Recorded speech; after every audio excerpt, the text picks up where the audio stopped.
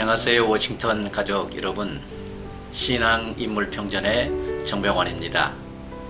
하나님의 사람을 만나서 그분의 삶과 사역을 조명하고 사역의 경험을 듣는 시간, 그래서 우리가 이 시대를 어떻게 살 것인지를 진지하게 한번 생각해보는 신앙인물평전입니다.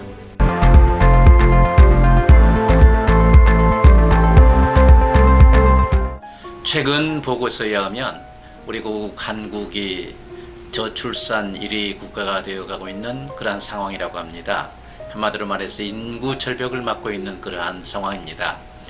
이러한 영향으로 해서 현재 한국은 1년에 100개 내지는 200개, 특히 올해는 약 50여 개의 초중 고등학교가 문을 닫았다라고 이렇게 말합니다.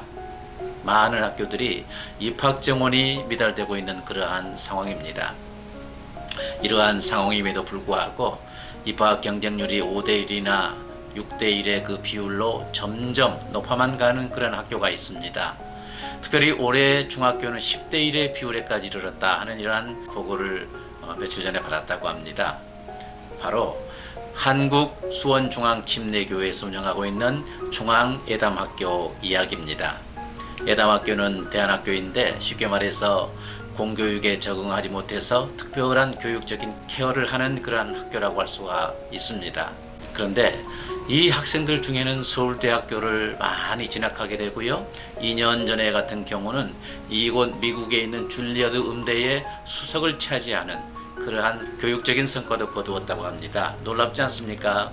오늘날 이와 같은 성과를 낳을 수 있도록 학교를 위한 기도 공동체를 이끌고 있고 전방위적으로 학교를 지원하고 계시는 학교 이사장님이 계십니다. 그리고 메모스 교회를 이끌고 있는 목사님이 계십니다.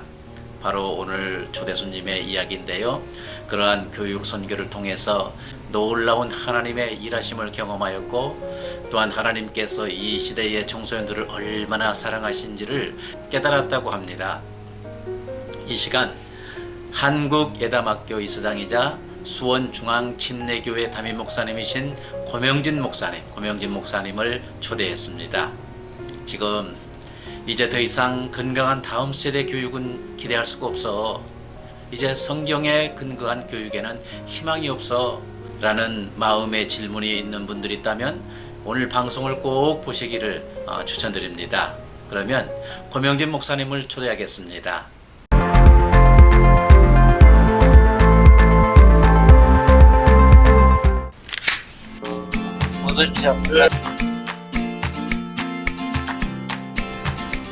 먼저 영상으로 고명진 목사님을 소개하도록 하겠습니다.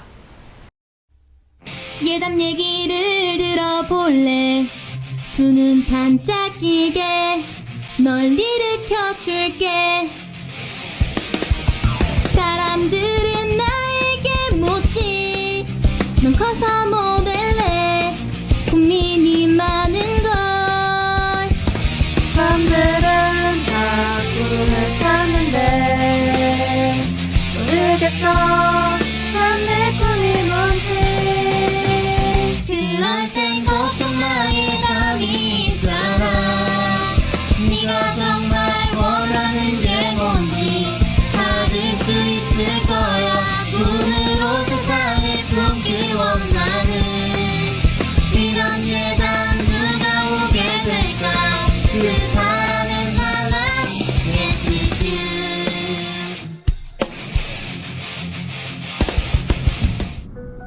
주 너의 하나님을 사랑하고 내 이웃을 내 자신과 같이 사랑하라. 오직 하나님의 말씀을 즐거워하여 그 말씀을 묵상하면서. 중앙교회는 귀한 한 영혼을 구원하는 일에 가장 많은 에너지를 쏟으며 다음 세대를 세우고 인재 양성의 중추적 역할을 감당하며 예수님을 닮은 사람으로 변화되는 것을 소중하게 여기며 불우한 이웃과 지역사회를 섬기며 소통하는 세계 속에 희망을 심는 교회로 앞장서 나갈 것입니다. 1951년 이순호 장로의 개척으로부터 시작한 중앙교회는 1965년 김장환 현 원로 목사님의 담임 목사 취임, 1973년 한국 전도대회를 통해 한국교회 부흥에 중요한 역사를 감당했으며 2005년 고명진 담임 목사의 취임과 더불어 지역사회에 대한 소통과 구제, 인재 양성, 참다운 예배, 세계 선교에 앞장서고 있습니다.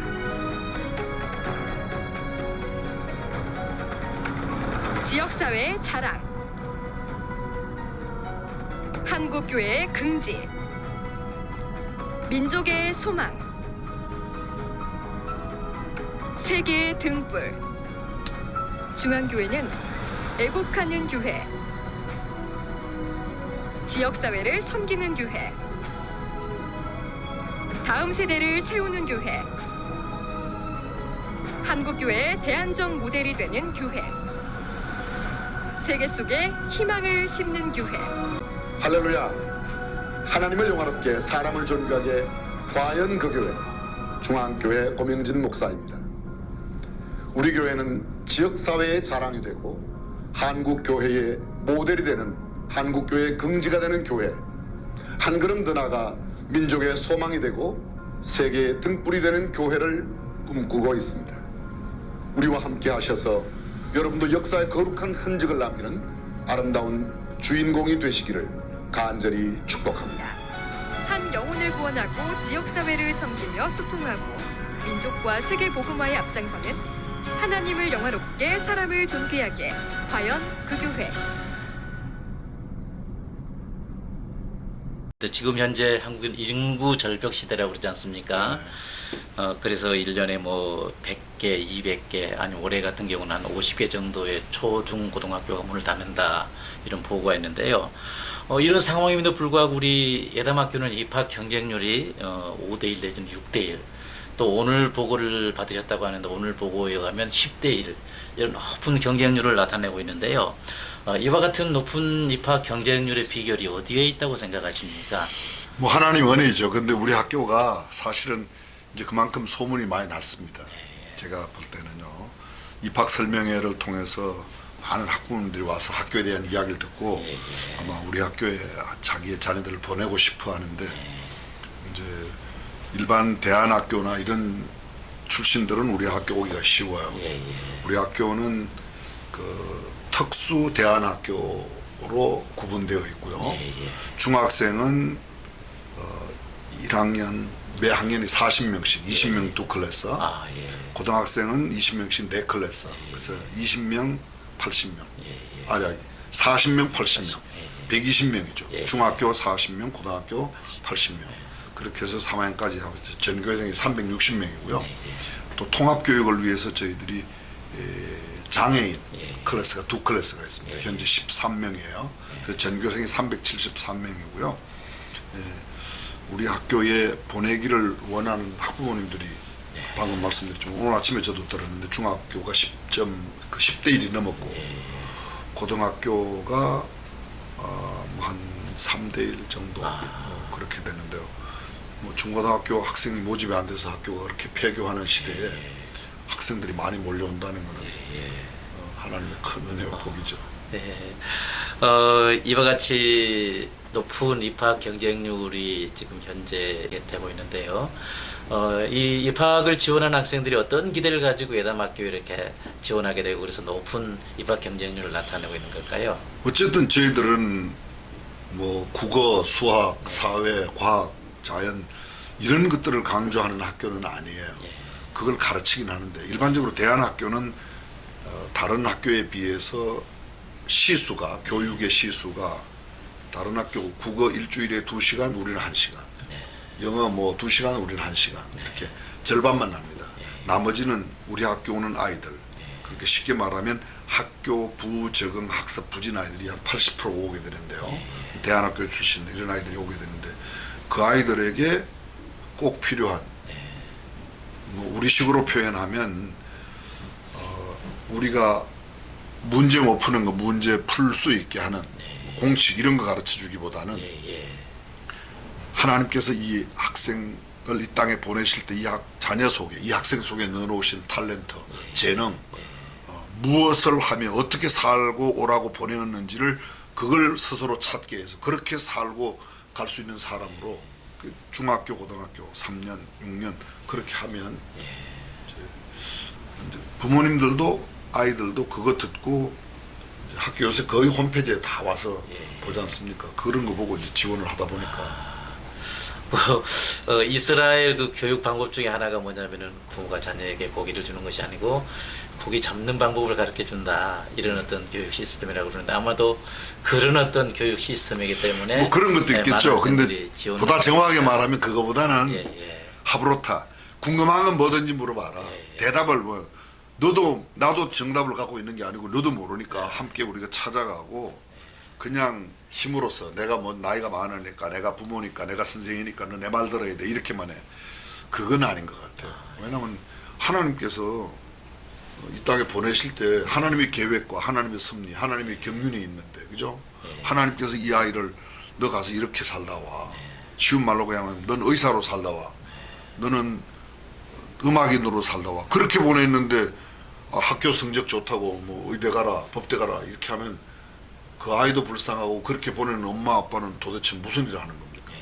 그건 아니라는 생각이 들죠. 이와 같이 열정적으로 다음 세대의 교육에 헌신하고 계시는데, 이 예담학교를 운영하는 과정에서 가장 의미 있고 가슴 뿌듯하고 참 너무 기뻤다 하는 어떤 그런 상황이 있었다면 한 말씀 해주시겠습니까? 조금 전에 말씀드린 대로 뭐 학교 잘 적응하지 못하고 학교 수업 잘 따라가지 못하는 아이들이 우리 학교에 입학해서 이제 이런 과정을 배워. 우리 학교가 스마트폰 아이들이 갖고 있지만 못 쓰게 합니다. 매일 저녁 먹는 기숙학교이니까 기숙사에서 이제 저녁 먹는 시간에 저녁 식사하고 포함해서 한 1시간 정도 사이에 부모님들과 함께 소통하는 도구로는 쓰지만 또 긴급한 일이 있을 때는 물론 선생님이나 학생들이 연락할 수 있는 것을 다 연결합니다만요. 그 시간 이외에는 스마트폰 안 쓰니까 좋은 스마트폰의 기능들이 많이 있지만 상당히 많은 부분 중고등학생들이 거의 뭐 게임하고 그다음에 유해 사이트에 들어가고, 우리 학교 아이들이 쓰는 컴퓨터가 모두 다 크롬북입니다. 쉽게 말하면 잘 아시죠, 그렇죠? 유해 없어 이런 데 못 들어가게 돼 있어요. 위험한 무슨 게임이나 이런 데 다 차단되어 있는 겁니다. 교육용으로만 쓸 수 있도록 그렇게 돼 있고, 그러니까 아이들이 책 읽고, 우리 학교 중학교 고등학교 3년간 아이들이 100권 이상의 책을 읽고 졸업하는 아이들이 상당수 많아요. 성경을 뭐 한 500구절씩 암송해서 대학 우리가 장학금 500만 원씩 주는데 성경 암송하면 뭐 그거 받아갖고 졸업하는 애들도 있고, 그러니까 이제 그런 다양한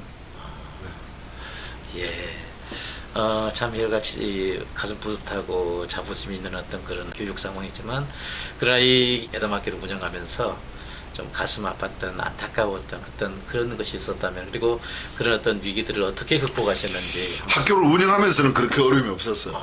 근데 학교를 짓는 과정에서 처음 시작할 때는 뭐 수만 명 되는 교인들이 단 한 명도 반대 없이 시작했는데 이제 비용이 많이 들어가기도 하고 또 거기에 대해서 좀 다른 생각, 저는 뭐 나쁜 생각이 아니고 생각이 다른 분들이 다른 생각을 좀 강하게 표현하는 분들이 몇 분 계셨어요. 근데 그 과정에 다 지나가고 결국은 학교가 완성되고 학교를 오픈해서 운영하면서 좋은 하나님의 큰 어떤 그런 역사를 우리가 눈앞에서 목도하니까 제가 말씀드리지 않았지만 우리 학교 졸업생 가운데 대한민국에 제일 좋다는 뭐 서울대를 진학한다든지 뉴욕 주립대학교를 간다든지 줄리아대에 4년 동안 풀 장학금을 전체 장학금을 받고 입학을 한다든지 뭐 일본으로 좋은 국내외 여러 유수화 학교에 가는 것, 그리고 그냥 성적에 맞추어서 가는 게 아니라 그 아이들이 가고 싶은 과를 가는 거예요.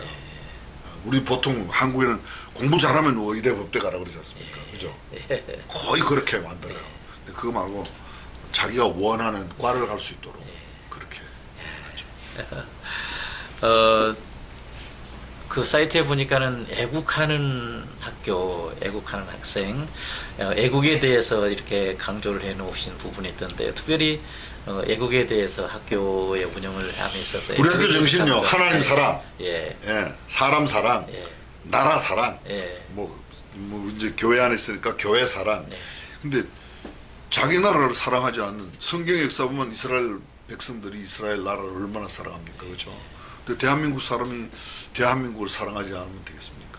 우리 애국가도 혹시 아세요? 아실 거야 아마. 애국가 처음 만들어질 때 아닉테스 선생님이 애국가에 붙였던 영어 표현이 뭔가 하면요, Korea National Hymn이라고 그랬어요. 이게 코리아 내셔널 앤them이 아니고 보통 애국가를 내셔널 앤them이라고 말하는데 힘이라고 붙였어요. 내셔널 힘. 그 한국 국민들의 찬양이에요. 그 저는 지금 요새 운동하고 있는 게 뭐 오늘 대담하고는 어떤지 모르지만 어쨌든 애국가를 찬송가에 넣자. 지금 미국에서 부르고 있는 찬송가에 아리랑이 들어갔어요. 아세요? 미주에서 내는 찬송가에 아리랑을 넣었어요. 아리랑도 들어가는데 하나님이 보호하사 우리나라 만세. 이거 찬송가에 당연히 들어가요. 지금 처음 만들 때 그렇게 붙였어요. 내셔널 앤them이 아니라 내셔널 힘이라고, 찬송이라고 붙였어요. 전통적으로 봤을 때 하나님 나라를 사랑하는 사람들은 자기가 속해 있는 그 보국도 사랑하는 그러면요. 그런 어떤 동시성이 있는 것을 우리가 알고 있습니다. 이렇게 아까도 말씀드렸습니다만은 5대1, 6대1 또 중학교는 올해 같은 경우는 10대1의 높은 입학 경쟁률을 형성했다고 그러는데요.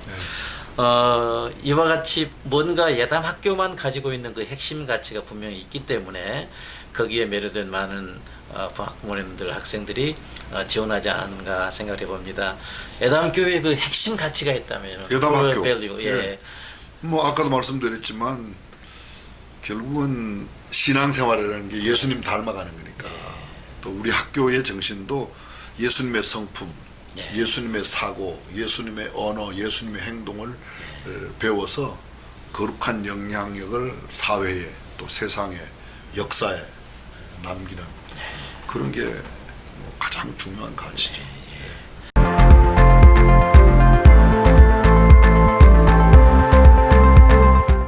감사합니다. 이제 그 화제를 한번 돌려보겠는데요. 우리가 영상을 통해서도 보았습니다만은 지금 수원 중앙침례교회는 전산상으로 약 4만 명의 성도님들이 계시다고 이렇게 등록되어 있는 메모스 교회라고 할 수가 있는데요.